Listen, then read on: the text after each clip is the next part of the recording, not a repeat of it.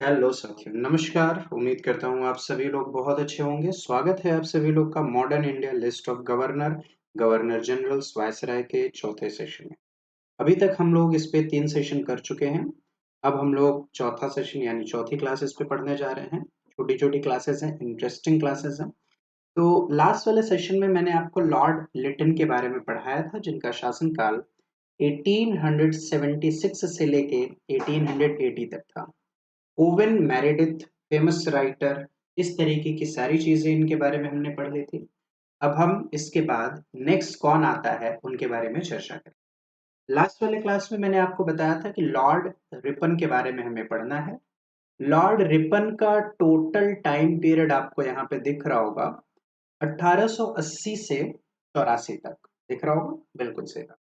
अब Lord Ripon अब चूंकि लॉर्ड लिटन के शासनकाल में भारतीयों में बहुत रोष यानी गुस्सा भर गया था और बहुत सारे रीजंस थे कि किस कारण से इनके अंदर गुस्सा भरा है।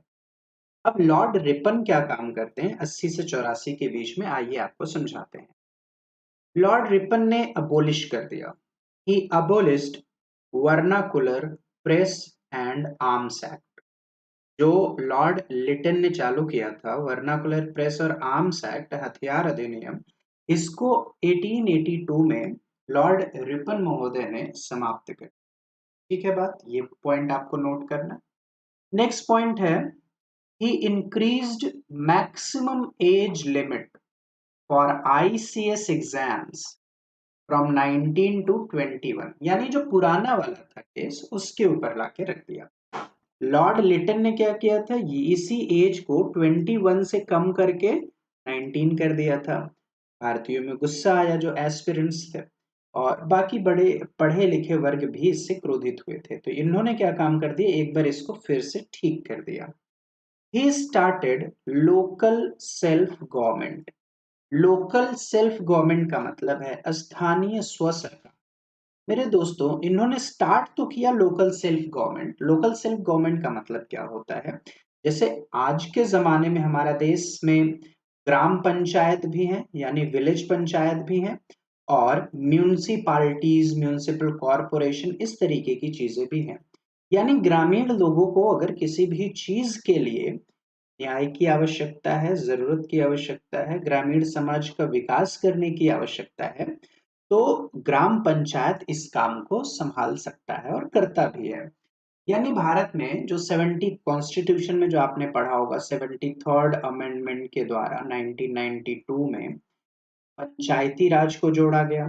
74th अमेंडमेंट के द्वारा 1992 में म्यूनिसिपालिटी को जोड़ा गया, नगर पालिका को जोड़ा गया 11th एंड 12th शेड्यूल में। तो यहाँ पे चीजें तो पहले से स्टार्ट हो गई हैं, देख रहे हो ना। 1883 के आसपास से स्टार्ट हो गई है लोकल सेल्फ गवर्नमेंट, लेकिन इस लोकल सेल्फ गवर्नमेंट का कोई अधिनियम नहीं आया था, कोई एक्ट पास नहीं। उसके बाद भी लॉर्ड रिपन को father of local self government कहा जाता है।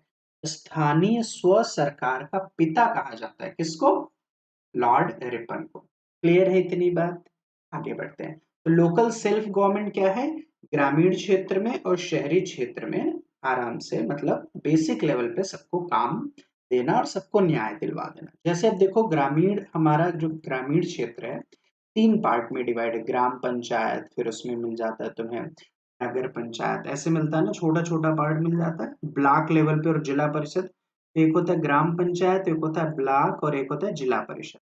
ऐसे ही अगर हम लोग शहर की बात करें, जहाँ पे अर्बन एरिया होता है, तो वहां पे तुम्हें क्या मिलता है, जिला पंचायत मिलता है, नगर निगम मिलता है, और क्या मिलता है, नगर पालिका मिल जाता है।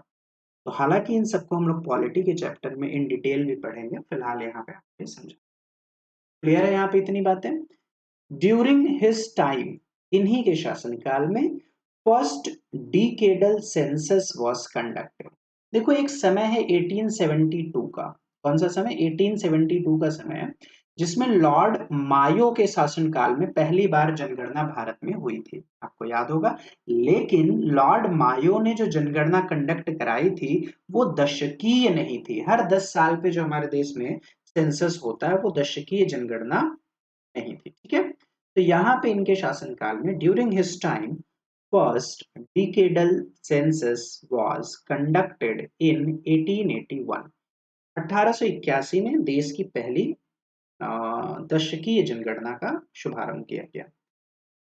प्रथम कारखाना अधिनियम, इसको क्या बोलेंगे, first factory act was passed in 1881। यानी फैक्ट्री यानी कारखाना के लिए क्या क्या चीजें होनी चाहिए, तो इसके लिए एक अधिनियम पास किया गया, इसको बोला गया फर्स्ट फैक्ट्री एक्ट।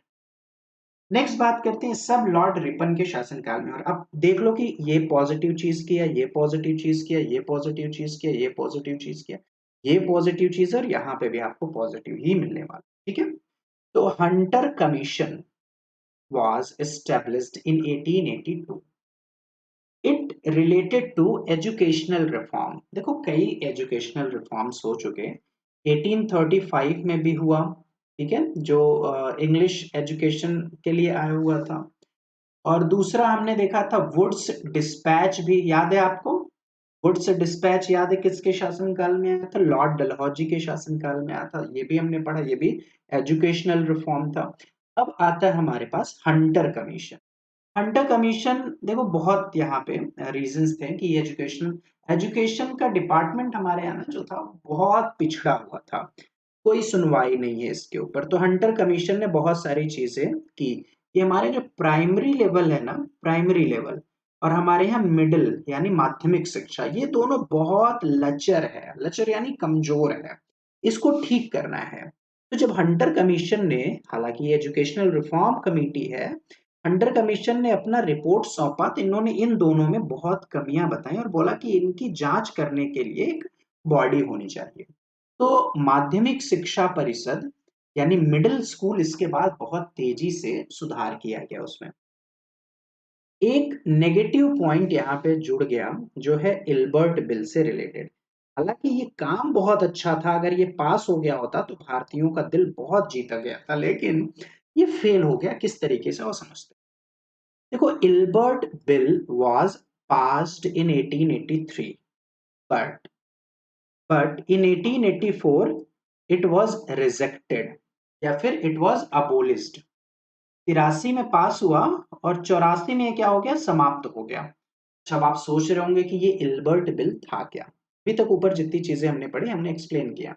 तो देखो इल्बर्ट बिल क्या है प्यारे दोस्तों, समझना ध्यान से। इल्बर्ट बिल लॉर्ड रिपन ने, ऐसा समझो लॉर्ड रिपन ने अपने देश में पेश किया, इंडिया में। और इसमें ये कहा कि जो डिस्ट्रिक्ट न्यायालय है, डिस्ट्रिक्ट कोर्ट है, सेशन कोर्ट है, यहाँ पे अब जो न्यायाधीश यानी जज होगा, जो जज होगा वो यूरोपियंस का केस भी सुन सकता है, ठीक है। यानी न्यायाधीश की कुर्सी पे कौन बैठेगा, इंडियंस। और जो कटहरा होता है, कटघरा होता है, ठीक है, जिसमें मुस्लिम रहता है, मुस्लिम रहता है, उसमें क्या हो जाएगा, उसमें यूरोपियंस का केस भी आएगा। यानी भारतीयों के लिए बहुत सम्मान की बात थी ये बिल पास करना। अब इसमें गुस्सा किसको आएगा, तो इसमें जो यूरोपियंस थे, जो व्हाइट पीपल थे, वो लोग इस बिल का विरोध करना शुरू कर दिए। तो this bill was denied by Europeans and revolted against this bill, and this revolt was called white revolt, ठीक है। इस रिवोल्ट को क्या कहा गया, अच्छा अब ये बोलते हैं कि अब ये इंडियंस जिनको हम लोग अपने पास तक नहीं फटकने देते हैं, अब ये हमें सजा सुनाएंगे, अब ये हमारा केस देखेंगे। तो इस तरीके से इसको कैंसिल आउट कर दिया, ठीक है। ये बिल अबोलिश हो गया जो पास हुआ था और 1884 में। और ये जब खत्म हुआ ना, तो इनका सारा अच्छा किया कराया काम पे क्या हो गया, पानी फिर गया, ठीक है। यहाँ देखो एक फ्लोरेंस नाइटिंगेल है, जिन्होंने लॉर्ड रिपन को एक टाइटल दिया हुआ है। ये टाइटल है रिडीमर ऑफ इंडिया। रिडीमर का मतलब होता है उद्धार करने वाला। क्या मतलब होता है, उद्धार करने वाला। तो भारत का उद्धारक, उद्धार करने वाला किसको कहा जाता है, लॉर्ड रिपन को कहा जाता है, ठीक है। इतनी बातें क्लियर, आई होप यहाँ तक आपको समझ आया होगा। तो लॉर्ड रिपन की यहाँ तक की कहानी 1880 से 84 तक। अच्छा, इसके पहले कौन था, लॉर्ड लिटन महोदय थे, ठीक है। लॉर्ड लिटन थे 76 से लेके 80 तक थे। ओके, चलो आगे बढ़ते हैं। यहाँ तक कहानी समझ आई। तो नेक्स्ट एन इम्पोर्टेंट वायसराय हमारे सेशन में आते हैं जिनका नाम है लॉर्ड डफरिन। लॉर्ड डफरिन आते हैं। समय है इनका 1884 से 1888 के बीच में। 1884 से लेके 1888 तक लॉर्ड डफरिन का शासनकाल चलता है भारत में। तो आइए देखते हैं कि क्या नई नई चीजें इनके शासनकाल में हुई हैं। सबसे पहले बात करते हैं कि लॉर्ड डफरिन के ही समय में 28 दिसंबर 1885, याद रखना है तारीख बहुत इंपॉर्टेंट है, 28 दिसंबर 1885 Indian National Congress was established. Indian National Congress की स्थापना होती है मेरे प्यारे बच्चों। और उस समय चेयरमैन कौन होता है, यानी किसके द्वारा इंडियन नेशनल कांग्रेस की स्थापना की जाती है, तो उस व्यक्ति का नाम है एलन ऑक्टेवियन ह्यूम। आपको सिर्फ याद रखना है ए ओ ह्यूम। ये एक बड़ा टॉपिक है आईएनसी। इस आईएनसी के बारे में भी हम लोग को अलग से अभी बहुत डीप डिटेल में पढ़ना है। जो इंपॉर्टेंट पॉइंट्स हैं इसके बारे में हम लोग चर्चा करेंगे।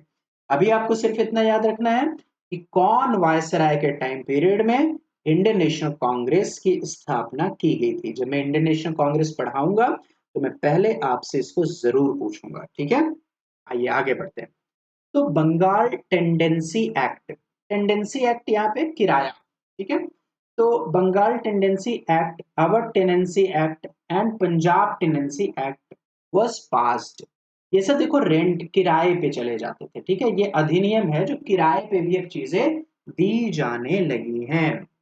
नेक्स्ट पॉइंट है थर्ड एंग्लो बर्मा वॉर।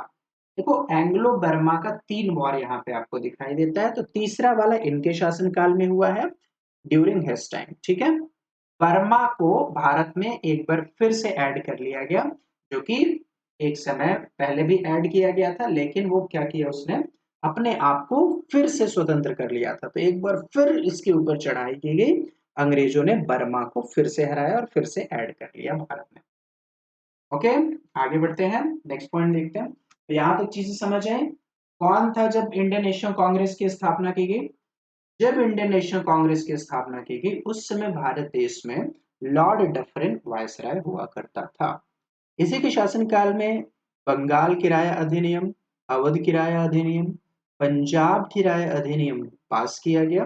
ये सब किराएदारी अधिनियम है। तीसरा आंग्ल बर्मा युद्ध इनके शासनकाल में हुआ, बर्मा को भारत में ऐड कर लिया गया। नेक्स्ट हमारे पास इंपॉर्टेंट वायसराय हैं जिनका नाम है लॉर्ड लैंसडाउन। तो लैंसडाउन चौक के नाम से भी आपने सुना होगा और लैंसडाउन गाना के नाम से भी सुना होगा। अंग्रेज हैं, बहुत ज्यादा फेमस तो नहीं हुए, लेकिन देखते हैं क्या क्या काम इन्होंने किया। इनका टाइम पीरियड आपको दिख रहा होगा 1888 से 1894 तक, 1888 से 1894 तक। इनके शासनकाल में क्या क्या हुआ है भारत में, एक नजर डालते हैं।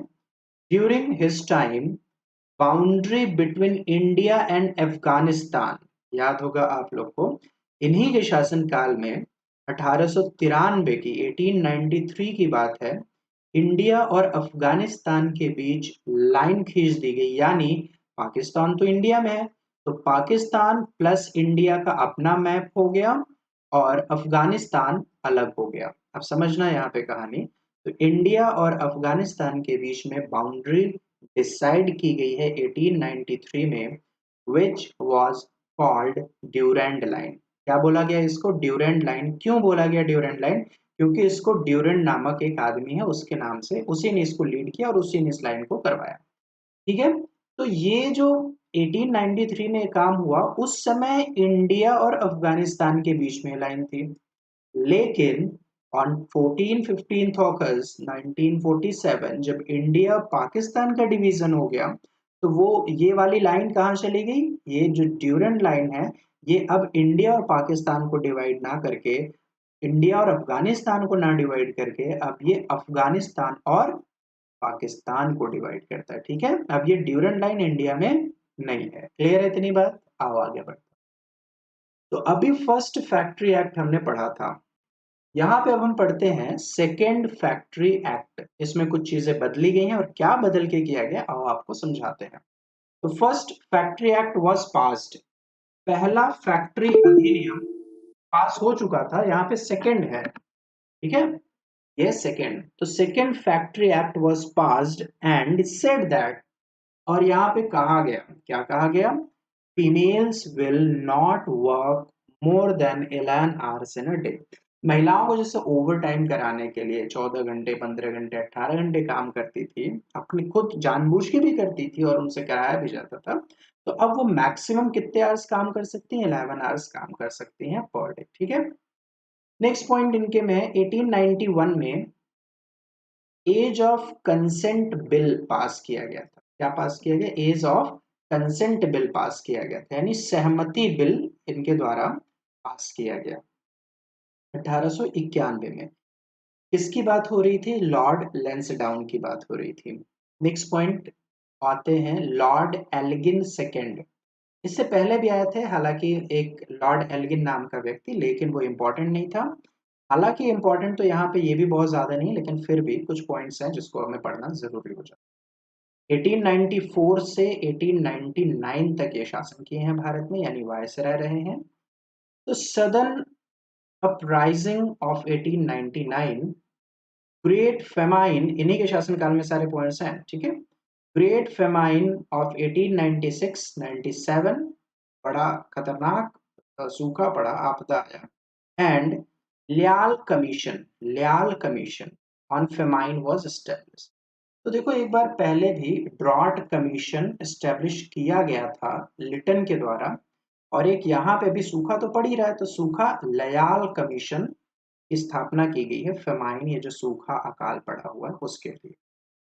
इसी के शासनकाल में रेवोल्यूशनरीज यानी क्रांतिकारी, क्रांतिकारी एक्टिव हो गए मेरे दोस्त, ठीक है। क्यों हो गए एक्टिव, कहानी इसके पीछे का बहुत बड़ा है।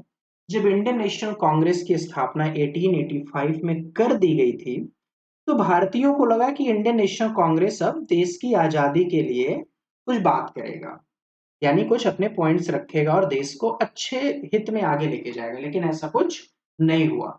इंडियन नेशनल कांग्रेस सिर्फ और सिर्फ कैसा हो गया, अंग्रेजों के लिए सेफ्टी वॉल्व की तरह काम करना शुरू कर दिया, यानी अब अंग्रेजों के ऊपर कोई प्रेशर नहीं जा रहा था। तो इसी के टाइम पीरियड में अब भारतीय सोचे कि यार कुछ जो क्रांतिकारी थे वो एक्टिव होना शुरू कर दिए, कि देखो आईएनसी से तो कुछ नहीं होगा, अब जो करना है हम लोग को करना है। During his time revolutionaries became active. अब यहाँ पे एक्टिव में कौन आता है, चापेकर ब्रदर्स आते हैं। तो Chapekar brothers killed British plague commissioner. एक प्लेग कमिश्नर अपॉइंट किया गया था, ब्रिटिश अधिकारी था। तो चापेकर बंधु दोनों भाइयों ने प्लेग कमिश्नर को मार दिया। क्या नाम था उसका, डब्ल्यू सी रैंड, ठीक है। प्लेग कमिश्नर का नाम है डब्ल्यू सी रैंड, उसकी हत्या कर दी। इसी के शासनकाल में during his time 45 lakh people died. अब ये डेटा करेक्ट है या नहीं करेक्ट है ये तो कहा नहीं जा सकता, तो फिर भी ये डेटा बहुत ज्यादा लग रहा है, लेकिन इसके शासनकाल में अब कुछ नहीं तो 10-15 लाख, 5-6 लाख लोग तो मरे ही होंगे। तो मैं ये समझ लेता हूँ कि lot of people died in drought and plague. अब पहले के जमाने में कोई वैक्सीन तो होता ही नहीं था, जस्ट इमेजिन कि इस बार भी लाखों लोग, कई लाखों लोग मरे थे 2020 में जो कोरोना आया था। अब अगर वैक्सीन टाइम पे नहीं आ जाती तो क्या इनको बचा पाना मुश्किल था। अपने यहाँ ही डेटा, इंडिया में, पूरे वर्ल्ड में तो करोड़ों लोग मरे, लेकिन इंडिया की अगर सिर्फ बात कर ले तो यहाँ पे भी करोड़ों का डेटा फिर मिलना शुरू हो जाता कि लोग मरे। वैक्सीन ही नहीं है, गांव का गांव, शहर का शहर गायब होना शुरू हो जाता। तो उस समय प्लेग का कोई वैक्सीन नहीं होता था। किसी गांव में अगर किसी को फैल गया प्लेग तो उसका पूरा परिवार साफ हो जाता था, पूरा गांव साफ हो जाता था, पूरा मुल्क वहां का साफ हो जाता था, 10-20-50 गांव के लोग मर जाते थे। अब यहाँ भी सरकारें कुछ नहीं करती थी या ना कर पाती थी। तो आगे बढ़ते हैं। Next most important point Lord Curzon का आता है। लॉर्ड कर्जन साहब ने क्या किया, आइए समझते हैं। देखो लॉर्ड कर्जन का जो टाइम पीरियड है वो है 1899 से लेके 1905, 1899 से 1905 तक। बहुत बड़ा है लॉर्ड कर्जन का शासनकाल, सिर्फ समय के हिसाब से नहीं, जो इसने काम किया है। अ कमीशन वॉज अपॉइंटेड, एक आयोग की स्थापना कर दी गई इसके शासनकाल में, अंडर सर थॉमस रिले। ठीक है, यहाँ राले नाम लिखा है, वैसे रिले नाम है। तो a commission was appointed under Sir Thomas Raleigh. कब किया गया? 1902 में। अच्छा, क्यों किया गया है, आओ देखते हैं। To suggest reforms regarding universities, ठीक है, विश्वविद्यालयों के सुधार के लिए एक समिति की स्थापना की गई, एक आयोग की स्थापना की गई, जिसका अध्यक्ष था सर थॉमस रिले 1902 में। और इन्हीं के समय में the Indian university act 1904 was passed। Clear इतनी बात? On the basis of its recommendation, ये जो कमीशन है, कमीशन ने रिकमेंडेशन किया कि एक भारतीय विश्वविद्यालय अधिनियम पास किया जाए, और रिगार्डिंग, तो उस अधिनियम के तहत ही विश्वविद्यालय को चलाया जाए। बिल्कुल सही बात थी, और इसको पास कर दिया गया। नेक्स्ट पॉइंट की बात करें तो ancient monuments preservation act, AMPA, ठीक है, प्राचीन जो समय की जो हमारी चीजें बनी हुई थी, मॉन्यूमेंट्स बने हुए थे, इंफ्रास्ट्रक्चर बने हुए थे, इसके प्रिजर्वेशन के लिए, संरक्षण के लिए अधिनियम 1900, यहाँ 94 लिखा है ना, 1904 होना चाहिए, 1904 में इसको क्या किया गया? पास किया गया। 10 आर्कियोलॉजिकल सर्वे ऑफ इंडिया, जो आजकल आप लोग देखते हो, सर्वे ऑफ इंडिया जिसका हेड क्वार्टर यहाँ आपको मिल जाता है, देहरादून में भी इसके ब्रांचेस हैं, तो सर्वे ऑफ इंडिया का स्थापना किया गया। आर्कियोलॉजिकल सर्वे ऑफ इंडिया, जहां पे मैप्स बनते हैं, क्या, हर राज्य का, हर जिले का, हर शहर का, हर गांव का मैप सर्वे ऑफ इंडिया में बनता है। तो ये सर्वे ऑफ इंडिया की स्थापना यहाँ पे होती है। एग्रीकल्चरल रिसर्च इंस्टीट्यूट, ठीक है, agricultural research institute was established at Pusa in Delhi. Poona मत समझ लेना, दिल्ली का एक पूसा जगह है, वहां पे ये स्थापित किया गया। क्या स्थापित किया गया? Agricultural research institute. नेक्स्ट बात करते हैं, partition of Bengal was done in 1905। ये देख रहे हो कितनी छोटी सी लाइन है, लेकिन कितना बवाल ये मचाता है। पार्टीशन ऑफ बंगाल, इसके बारे में भी हम लोग डिटेल में पढ़ेंगे। फिलहाल ये समझो कि 1905 में पार्टीशन ऑफ बंगाल को अंजाम दिया गया। North west frontier province was established. North west frontier province was established, यानी उत्तर पश्चिमी सीमावर्ती प्रांत, उत्तर पश्चिमी सीमावर्ती प्रांत की स्थापना की गई। यहाँ पे CID नाम सुना है क्या? CID की स्थापना इसी के शासनकाल में किया गया। ये सारे पॉइंट्स याद रखने हैं हमें। इन 1901 इरिगेशन कमीशन, यानी सिंचाई आयोग, तो irrigation commission was established in the chairmanship of Sir Colin Scott Moncrieff. क्या नाम है इनका? सर कॉलिन स्कॉट मॉनक्रीफ की अध्यक्षता में इरिगेशन कमीशन स्थापित किया गया, और इसके हेड कौन है? Sir Colin Scott Moncrieff. और किसके शासनकाल में हुआ है? लॉर्ड कर्जन के, जिसका टाइम पीरियड 1899 से 1905 तक। नेक्स्ट पॉइंट, 1905 लॉर्ड कर्जन ने अपने पद से इस्तीफा दे दिया। 1905 में लॉर्ड कर्जन क्या करता है? रेजिग्नेशन दे देता है। क्यों दे देता है मेरे दोस्तों? तो समझना है यहाँ पे, जब 1905 के बंगाल विभाजन बड़े विद्रोह की तरफ बदलने जा रहा था, तभी इसको हटा दिया गया कि भैया तुम हट जाओ, तुमसे ना हो पाएगा।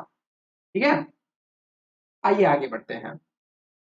लॉर्ड मिंटो की बात करते हैं। मिंटो 1905 से 1910 तक। अभी हम लोग बात करेंगे लॉर्ड कर्जन के बारे में भी, और जो मिशन इन्होंने शुरू किया था पार्टीशन ऑफ बंगाल का, इसके ऊपर भी चर्चा होगी। और यहाँ पे जितने भी पॉइंट्स आप देख रहे हो, इन सब के ऊपर हम लोग धीरे धीरे चर्चा करेंगे।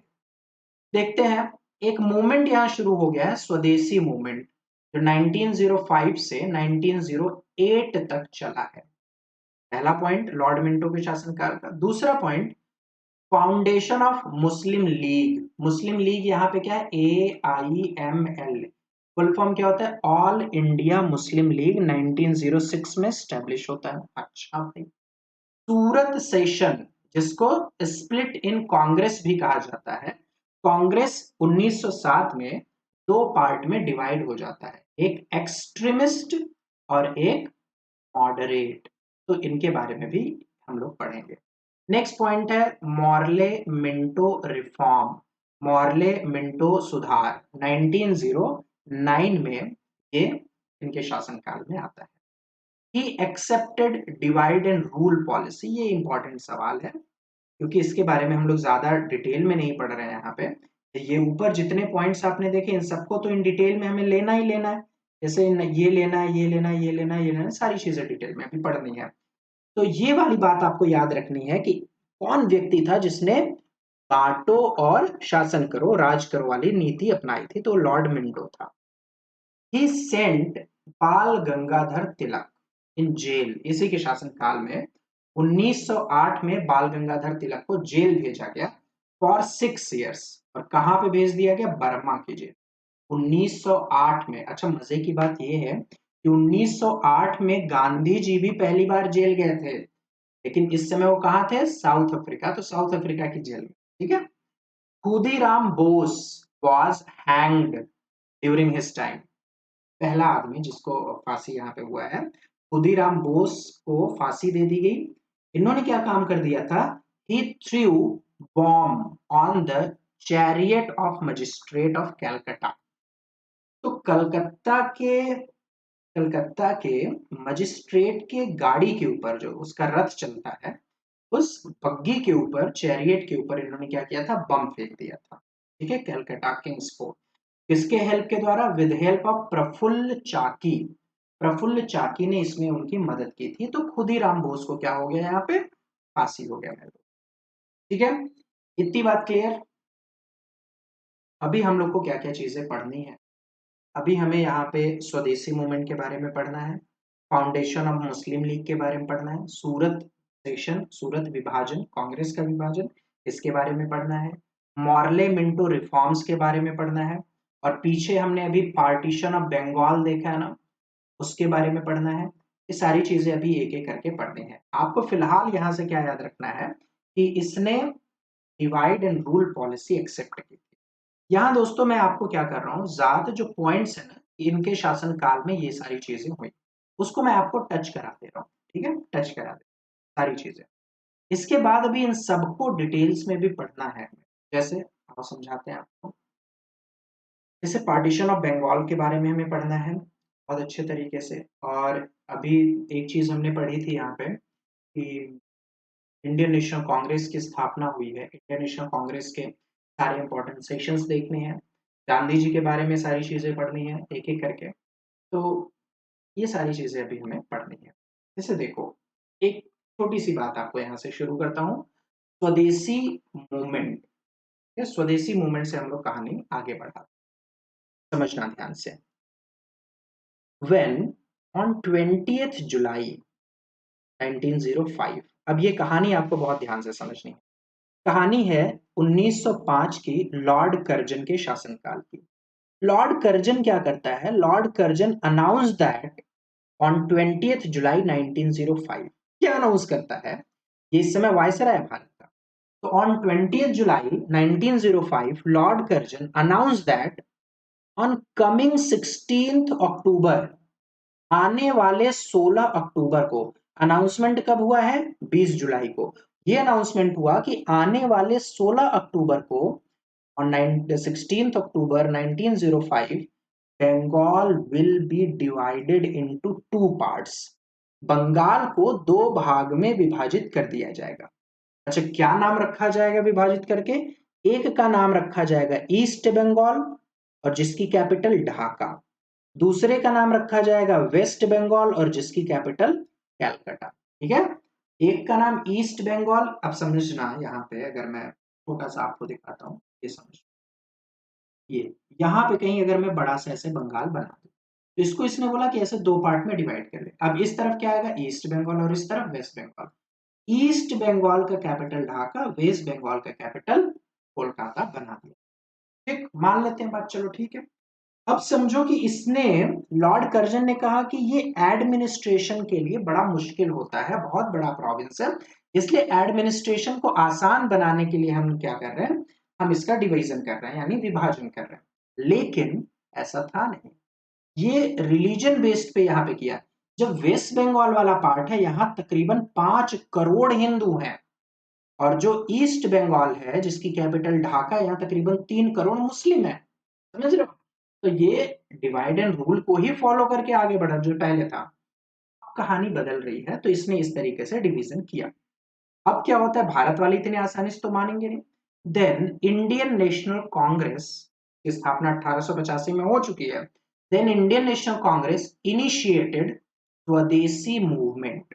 ठीक है, स्वदेशी आंदोलन शुरू करते हैं बंगाल में, और तारीख ऑन 7 अगस्त 1905।